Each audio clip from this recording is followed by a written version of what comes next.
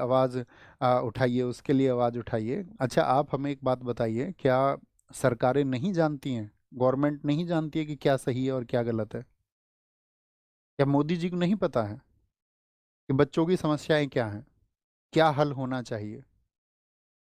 आप यूपी में, हम बैठे हुए हैं, यूपी के बच्चों की क्या समस्याएं हैं, मतलब एक राजा को पता होना चाहिए या नहीं?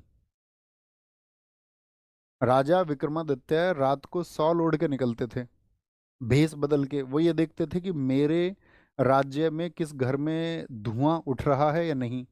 धुआं उठ रहा है का मतलब उस घर में चूल्हा जल भी रहा है या नहीं जल रहा है। अच्छा, चूल्हा अगर जल रहा है तो ठीक है, अगर चूल्हा नहीं जल रहा है तो क्या कारण है? तो राजा सुपरवाइज कर सकता है सभी चीजों को या नहीं? हम सबको लगता है कि हम अपनी बात जो पहुंचा रहे हैं तभी बात उन तक पहुंच रही है। दरअसल में बहुत दबाव में वो कई बार चीजों को मान लेते हैं और बहुत दबाव में कई बार होने के बावजूद भी चीजों को नहीं मानते। होता है ऐसा, उनको लगेगा इसका कोई प्रभाव पड़ेगा, अभी जल्दी में इलेक्शन है तो मान लेंगे, नहीं है इलेक्शन तो कोई दिक्कत नहीं, जाने दो। आप एक बात बताओ, कॉमन सेंस की एक बात बताओ, क्या पता होता है इन लोगों को, नहीं पता होता कि छात्रों को रोजगार की जरूरत है? बहन बेटियां, हम लोग ये कहते थे उनके लिए टीचिंग फील्ड सही है, वो टीचिंग एग्जाम्स की तैयारी कर लें, लड़कियों के लिए पुलिस सुरक्षित नहीं है। और पुलिस के लिए भी सही कहते थे, अभी देखिए लड़कियों का, आपने देखा होगा ट्रेनिंग ग्राउंड पे, लड़कियां पानी पीने के लिए मांग रही हैं तो उनके इंस्ट्रक्टर उनको गालियां दे रही हैं। गोरखपुर ट्रेनिंग सेंटर का वीडियो आया ना, सभी लड़कियों ने, 600 लड़कियों ने कहा कि हमारे साथ यहाँ पर ज्यादती की जा रही है। तो राजा का दायित्व क्या है कि वो जो लोग संतुलन बनाने के लिए हैं, जो अधिकारी वर्ग है, उसको ठोस निर्देश दे कि भाई बच्चों को समस्या नहीं होनी चाहिए, ये इस प्रदेश की सेवा करने वाले बच्चे होंगे। तो लड़कियां पुलिस में जाएं तो भी परेशान, अब लड़कियों के लिए सेफ जोन जो तुम कह रहे हो टीचिंग में, उसकी वैकेंसी ही लड़कियों को ना निकले, तो जिम्मेदार कौन है? इसकी जिम्मेदार टीचर्स हैं या फिर गवर्नमेंट इसकी जिम्मेदार है? तो आप कहेंगे सरकारें इसकी जिम्मेदार हैं। और ऐसा नहीं होता, हर सरकार पर वो प्रश्न चिन्ह लगते हैं, हर सरकार में ऐसा ही होता है, लगभग ऐसा ही होता है।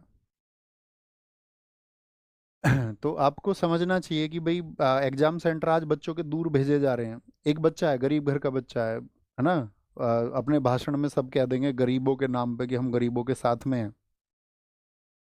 हकीकत में दोस्त, शायद मुझे नहीं पता, आप जो मेरी बात सुन रहे हैं, आप मेरी बात से कितना सहमत होंगे, या आपने वो व्यवस्थाएं या उस तरह की परिस्थितियों को देखा है या नहीं देखा। आज हमारा जो ये नॉर्थ इंडिया, नॉर्थ इंडिया के, हम पूरे इंडिया की बात करते हैं, स्पेशली यूपी, बिहार, झारखंड, छत्तीसगढ़ और नॉर्दर्न स्टेट, राजस्थान से लेके बहुत सारे स्टेट्स में ऐसे बच्चे सही मायने में पढ़ाई कर रहे हैं जिनके घर में सुबह जो व्यक्ति काम पर निकला है, अगर वो शाम को पैसे लेके नहीं आएगा तो उन लोगों के घर पे खाना नहीं बनेगा। ये वास्तविक हकीकत है और ये सत्य है एकदम। बहुत बड़ा वर्ग है, ऐसा नहीं कैसे एक दो लोग हैं, बहुत बड़ा वर्ग है जिनके पास सुविधाएं हैं थोड़ी बहुत, ठीक है, फादर साहब की गवर्नमेंट जॉब है या खेती है एक ठीक सी, ऐसे बहुत कम लोग हैं।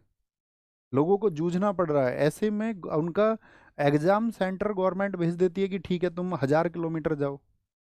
उस बच्चे के पास जरूरी नहीं है टिकट्स के पैसे हों, वो टीचर्स के कोर्सेज भी खरीद रहा है, वो यूट्यूब के लिए नेट का रिचार्ज भी उसको करवाना है, ठीक है, उसको बुक्स भी खरीदनी है, भाई कैरियर बनाने के लिए जरूरी है। अब उसको एटलीस्ट जो राहत दी जा सकती है, भाई मैं सोच रहा हूँ ना कि मैं यार यूट्यूब पे पढ़ा देता हूँ, ठीक है, एक वर्ग को राहत मिल जाएगी, कोई तो एक वर्ग होगा जिस तक मेरा वो रिवॉल्यूशन पहुंचेगा, मैं जो पढ़ा रहा हूँ उससे राहत प्राप्त करने वाला कोई तो वर्ग होगा, और नहीं तो उसको पेड में भी पढ़ाया जा सकता था। तो ऐसे ही सरकार को भी विचार करना चाहिए कि नहीं यार, इस इतना दूर सेंटर भेजोगे तो महंगा किराया होगा, महंगा फेयर होगा, और हिसाब से ही सेंटर भेजे जाएं। सर मैं कोटा आके पढ़ना भी चाहता हूँ। जो सरकारें बात करती हैं कि भाई हम किसानों के पक्ष में हैं, मजदूरों के पक्ष में हैं, पिछड़ों के पक्ष में हैं, उनको उनका दर्द समझना चाहिए, उनका दर्द समझ के उनको समझना चाहिए कि बच्चे जो हैं प्रभावित होते हैं। इतनी बात है, वो हमारे सोचने से नहीं होगा, गवर्नमेंट को सोचना होगा उसके लिए। अंतर्राष्ट्रीय न्यायालय इसका हेड